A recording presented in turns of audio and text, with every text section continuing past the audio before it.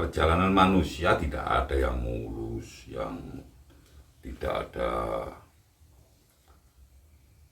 rintangan, tidak ada tantangan, tidak ada pasang surut.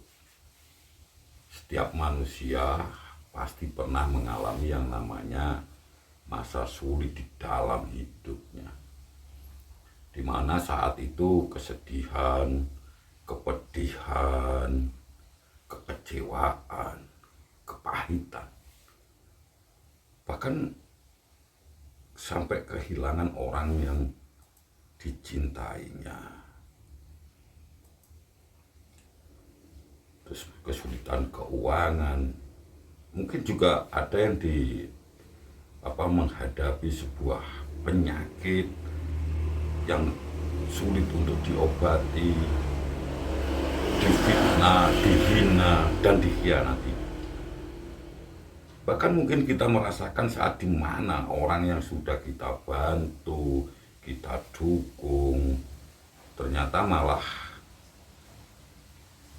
melakukan atau malah merugikan kita, menyerang kita. Atau mungkin orang yang selama ini kita sayangi itu malah mengkhianati kita. Jika saat ini kita tengah mengalami masa-masa sulit itu, maka kita harus yakin pada diri kita bahwa semua akan baik-baik saja dan badai pun pasti akan berlalu. Memang tidak semudah yang kita bayangkan untuk melupakan, untuk melewati masa-masa sulit itu. Namun kita harus menyadari bahwasanya ini adalah sebuah realita di dalam kehidupan. Ini adalah sebuah kenyataan di dalam kehidupan. Dan mau tidak mau, ini harus kita alami. Memang sulit ketika kita harus mengungkapkan apa yang kita rasakan saat ini. Namun, siapa lagi yang bisa menyadari rasa sakit itu, rasa sulit itu, kepahitan itu, kesedihan itu, jika bukan kita sendiri. Di dalam hidup ini terkadang tidak sesuai dengan harapan kita, tidak sesuai dengan impian kita, tidak sesuai dengan rencana kita, tidak sesuai dengan skenario kita. Tidak semua itu seperti apa yang kita inginkan. Akan tetapi sebenarnya rasa pahit itulah yang akan menyadarkan kita. Kesedihan itulah yang akan menyadarkan kita. Kekecewaan itulah yang akan menggugah kesadaran kita bahwa inilah kehidupan yang sesungguhnya. Mungkin merasa sangat bodoh. Kita merasa menyesali. Mengapa ini harus terjadi pada diri kita? Kenapa harus kita yang merasakan kepedihan seperti ini? Lantas kita marah, kesal, jengkel dengan keadaan. Tapi ingat, jangan sampai kita terus-menerus terperangkap di dalam kejengkelan tadi, kepedihan yang membuat kita marah tadi. Kita harus segera keluar dan menyadari bahwa itu adalah kenyataan. Ada beberapa hal yang bisa kita lakukan. Yang pertama kita lakukan adalah sadar. Dan kita harus yakin bahwa yang kita alami bukanlah sebuah hukuman, tetapi sebuah tantangan, sebuah rintangan.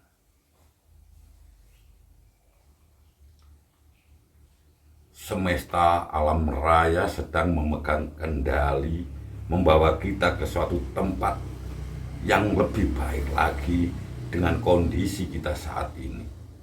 Itu keyakinan yang harus kita tanamkan di dalam diri kita. Hanya saja apakah kita mampu, sanggup melewati tantangan ini, melewati ujian ini, melewati segala apa yang ada saat ini. Terkadang hal-hal buruk ini akan hilang karena tidak lama lagi akan digantikan dengan yang lebih baik. Kesedihan akan segera hilang, akan digantikan dengan sebuah kebahagiaan. Air mata akan terhapuskan dengan senyum kemenangan. Ini sebenarnya adalah cara semesta, secara Tuhan sedang mempersiapkan kita menjadi lebih kuat. Apapun keadaan yang kita alami, apapun kepedihan yang kita rasakan, apapun kesedihan yang menghampiri kita, kesulitan yang ada di dalam hidup kita. Ini kalau kita mau berpikir positif, bahwa inilah cara Tuhan untuk membuat kita menjadi lebih kuat, untuk membuat kita untuk menjadi lebih hebat. Di dalam kondisi seperti ini, di dalam kesulitan, di dalam kondisi kepedihan, dalam kondisi kepahitan, sebenarnya kita punya dua pilihan. Pilihan yang pertama, tentu kita tidak berharap. Pilihan pertama adalah menyerah dan membiarkan hal-hal yang kita hadapi saat ini menghancurkan kita. Atau pilihan yang kedua, bangkit dan menjadikan sebuah pelajaran yang sangat berharga untuk menjadi kuat, untuk bertumbuh menjadi lebih hebat, untuk bangkit menyongsong masa depan yang jauh lebih ceria, yang jauh lebih cerah. Satu kenyataan lagi yang harus kita sadari, bahwa di dalam hidup ini ada hal-hal yang tidak bisa kita kendalikan, tidak bisa kita ubah.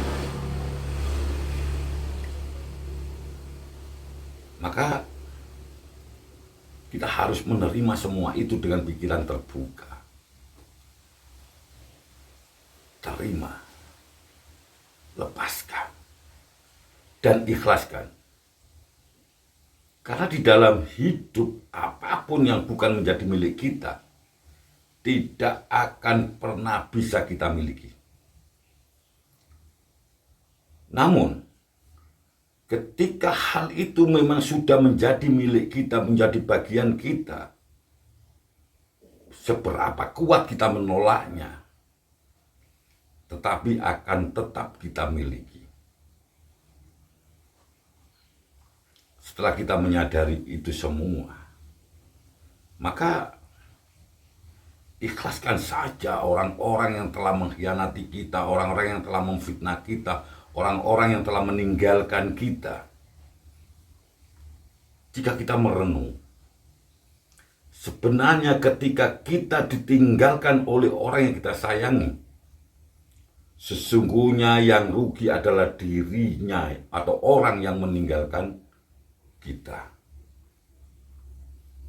Karena ada orang yang sangat menyayanginya, namun di situ dia sia-siakan, dia tinggalkan. Dari sinilah kita bisa belajar bahwa orang yang selama ini kita sayangi ternyata tidak menyayangi kita.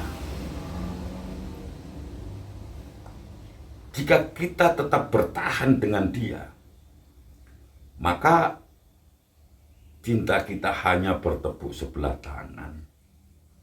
Dan ketika kita tidak mengetahuinya dan telah menjalaninya seumur hidup, yang ada adalah sebuah penderitaan besar yang akan kita rasakan. Maka bersyukurlah ketika kita ditinggalkan. Kita pasti akan menemukan orang yang lebih baik, yang bisa kita sayangi. Ketika kita dikhianati, difitnah, maafkanlah mereka.